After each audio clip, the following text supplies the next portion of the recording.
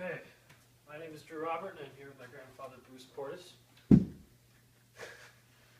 What date were you born on? October 9th, 1945. Okay. Could you please describe what you did in the military? In the military, it was two parts. I was drafted in 1965, and I was about to get married. And because of that, the Vietnam War was starting up, and I joined the National Guard. When I was went to basic training in New Jersey, Fort Dix, New Jersey, and then I went to what they call AIT, which is called your Advanced Individual Training. I went to Fort Sill, Oklahoma, and was training on a 105 howitzer, which is a cannon. And I trained on that until I got out of the that was a 8-week course, and then I came back to Massachusetts and went with my unit, which was in New Bedford, Massachusetts. It was part of the 211th Artillery, and I stayed there until the battalion was activated for Vietnam in 1967, and I was one of the fortunate ones that didn't get activated and was assigned to a military police unit that was being formed by the state of Massachusetts, National Guard, in Bourne, Massachusetts. I stayed in the Bourne military police unit, which had a sister company in Hyannis and Plymouth and Taunton. And I stayed for 26 years total service in the National Guard. Did you have any intention of joining the military before you were drafted? When I graduated high school, I had an ambition of going to the Air Force. My brother and brother-in-law were both in the Air Force, and it seemed like a place for me to be. At the time, I fell in love and wanted to get married, so that wasn't an option at the time until I got drafted. Okay, could you tell me some of your most memorable experiences in the military? Well, the earlier ones were, there were riots in New Bedford, Black Panther riots in New Bedford. I was activated to provide security for the neighborhoods of New Bedford when that started. There were busing problems in Boston, where they were busing black children, African American children, to other schools out of their neighborhood, and there were riots with that, and we were there to provide security for that. I had the privilege of being on a security team in Boston for Queen Elizabeth and Prince Philip, providing security for them with the Swiss, with their counterparts in England. I had the opportunity to be in a security detail that provided security for Pope John Paul in Boston, working with the Swiss Guard. I had the opportunity to be President Bush came to Boston University. That was some of the security things I was personally involved in. Blizzard of '78, we were activated for. We provided security to all the neighborhoods to prevent looting. We also help bring people off of the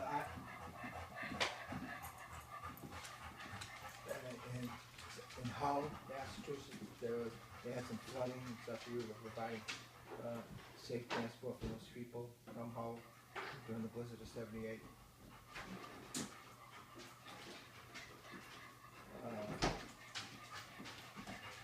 opportunity to visit a lot of other military bases, both within continental United States and abroad.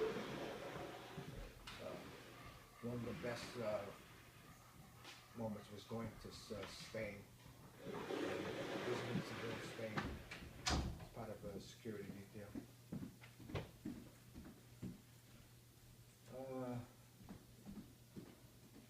That was probably at the end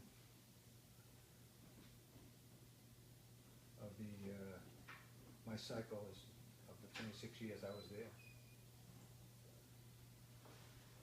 Plus a lot of little odd and end things. Well, Boston Marathon, we did that every year. We provided security for the Boston Marathon through the whole route of the Boston Marathon. We had security details. We did that every year.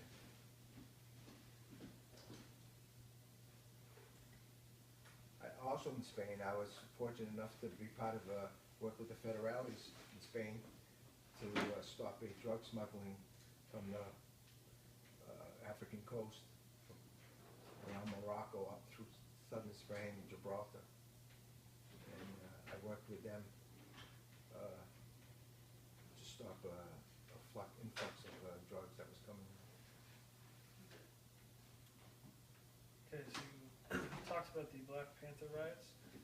What would you say would be the ethnic makeup of the military police?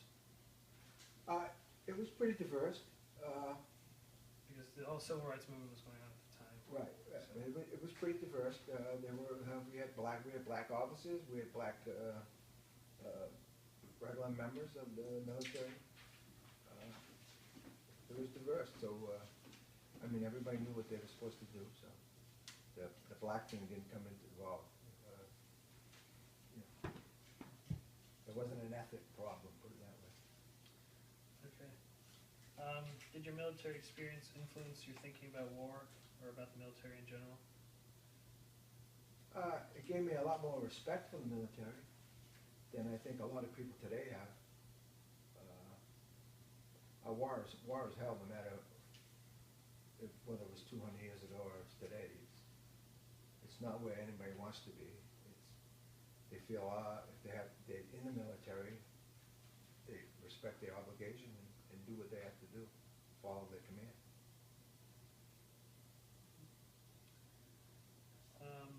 Did your experience in the military influence your opinion on the government before or during fighting in today? Well, during Vietnam,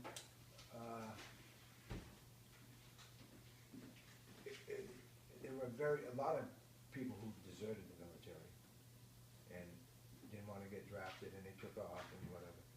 And but it was very political. Vietnam was a very political war. It was, and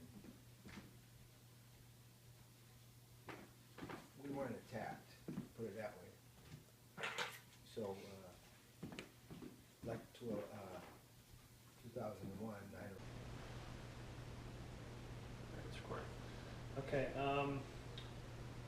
So, how do you evaluate the presidency of Lyndon Johnson? well, I think he got us into a war we shouldn't have been into. It was very political. South Vietnam, North Vietnam. We had just come out of Korea, so out of politics, I guess, wanted to go into South Vietnam, I guess. The problem with a war like that is you can't fight the war that we as Americans were used to. We could never win that war unless we could fight it our way, and we never were able to. I don't think we belong there. So as much as I was a Democrat and voted for him, I don't think it was the right decision for us to go into Vietnam. Are you still a Democrat today? I'm an independent today. What did you, after the war, I'm sorry, after you were in the military, what was life like? I mean, how did you get involved with your family after the war? Well, again, like I said, I was in the National Guard, so I was already married, had 2 children, but I extended my career in the National Guard for 26 years. And You know, weekend trainings, going every month, 2 weeks a year, sometimes longer, sometimes taking extra military training when it was available. So my life wasn't so disrupted or something I had to come back to like a lot of guys who came back from war, came back from Vietnam. My life was still going on and raising a family as well as having the military obligation. Okay. Do you know anyone specifically who was involved in Vietnam? Yes, I have a lot of personal friends today, some Fayetteville boys that I grew up with who were in Vietnam. 2 friends of mine growing up died in Vietnam.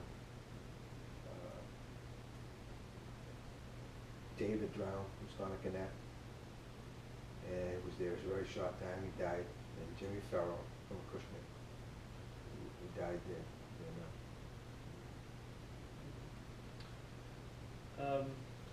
What do you think about foreign involvement during the Cold War? During the Cold War, I don't know how much, when I think back to the Cold War, I think around the 70s, the late 60s and 70s, and I don't know how, except for Vietnam, I don't know how much involvement we were, politically we were, I don't know how physically we were. Later in the late 70s and 80s, we were in a lot of countries, and you know, I guess America wants to spread democracy across the world. I guess that's, you know, they want other countries to be a lot like us. A lot of countries don't want to be like us. They don't like us. So our foreign policy was good. I liked it under Reagan. Militarily, he stood up for America and let the strong countries like Russia and China know where we stood, and we weren't taking any crap. And he told Gorbachev to tear down the wall in Berlin, and he did. And Berlin is now a full country again. Germany is a full country again. And so I don't know, but we've had skirmishes with Somalia, Kosovo, Bosnia, that we've got involved in. That I don't know. They're all very political, I guess. Really. So a lot of presidents say the goal was to prevent the spread of communism or to contain it. Do you think that communism was as big as a threat as it was made out to be?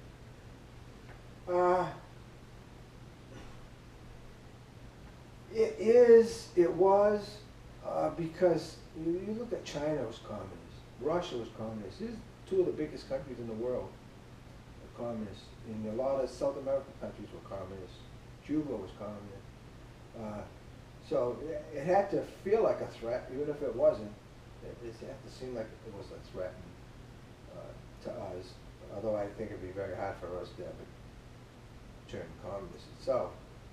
But we always, as a country, we always like to spread democracy and believe that the people have a choice of what they want to, how they want to be governed. So we always stuck our noses in, I guess you could say, where where we thought we could help countries fight communism. Do you believe that the conservative presidents addressed the issues brought on through the Vietnam War and by the liberal presidents?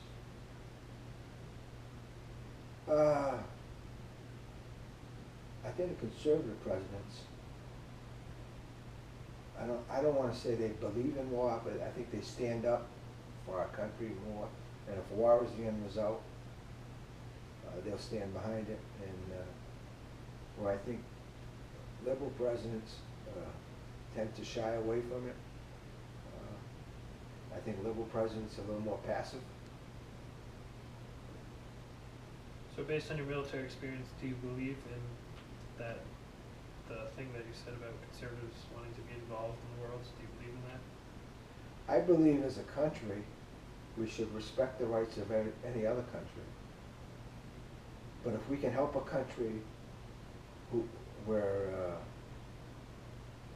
the dictatorship is, or where the people's rights are being violated, we should be able to help them in any way we can. And unfortunately, sometimes interfering militarily is the only answer. So would you say that Reagan was a savior to America who established our place in the world again? I don't know if I'd call him a savior, but I'd call him a great president. And maybe it was because he wasn't so political. He didn't have, he was only a governor for a short time in California. He was a movie actor, and everybody knew him, and that's how he got elected. But I think his beliefs, his morals, is what stood out the most, and that's what carried us through the Cold War. What are your opinions on the current situation for government aid to returning veterans? I believe it's not nearly as good as it should be. There are a lot of problems with veterans hospitals and people trying to get medical care. Once you send somebody over there to do a job representing our country, and they come back, or whatever condition they come back in, I believe it's the responsibility of the government to take care of them in any way they need, whatever their needs are. So what are your general opinions about our foreign involvement today? Well, we're involved in Afghanistan. We're still involved in Iraq a little bit now. This threat of ISIS, we need to be involved. This is the old saying, nip it in the bud. And if we have to send have a presence of military in those areas, I think we should, because they're a threat to us. There's no doubt that this new ISIS threat, this Al-Qaeda, what is it? Al-Qaeda. They're a threat to us, and they don't like us. They hate us, and they through generations and generations, they teach the kids. The kids grow up. They teach their kids. It's just hate America. We're the big evil doer, and we're Satan, giant Satan, and they hate us, and they're going to continue. They don't have no fear of dying. They're going to just continue to try to hurt us any way they can. So we have to be involved, wherever it is. Would you say that there's a bigger threat today, or was there a bigger threat back during the time of the Vietnam War toward our country as a nation? Well, I think today it's a physical threat. Back during Vietnam, although we're in Vietnam physically fighting, the spread of communism was more of a mental thing. But this threat that we have now, they're taking it to all kinds of countries. And they're getting all kinds of new recruits and people, and they're building up their own armies. And that's a threat, a physical threat to us. Could you elaborate on the Black Panther riots they talked about earlier and the busing riot, or the busing situation in Boston? Yeah, when we were activated for the busing crisis, I don't even remember what year it was. I'm going to say in early 70s, but I don't remember exactly what it was. Yeah, there was a federal judge who said that African American kids can be bused to other schools, but what they thought was a better education.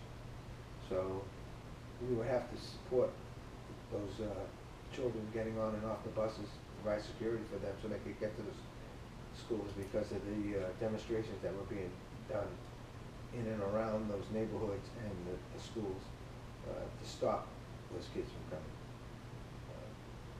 And the Black Panthers, there was a riot brewing in the city of New Bedford, and there was a Black Panther organization in New Bedford, and we were activated to provide backup security to the New Bedford Police Department and State Police in the event that it got blown out of proportion, or what you want to say, or however. But it was more of a rally at the time, but we had no idea how far or how large it would have got, or what it would have turned into. So that's why we were there for that cool down. And, that was it for that. So in the military police, did you believe in everything that they had you do? As a police officer, yes.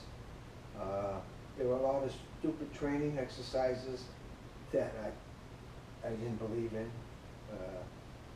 But what we did as a police officer and what we represented the military, yeah, I believed in. Wasn't anything that you think they shouldn't have made you do? It was all just. No, I definitely believe it was all just. Is there anything else you want to talk about that wasn't covered? No, fine. Okay.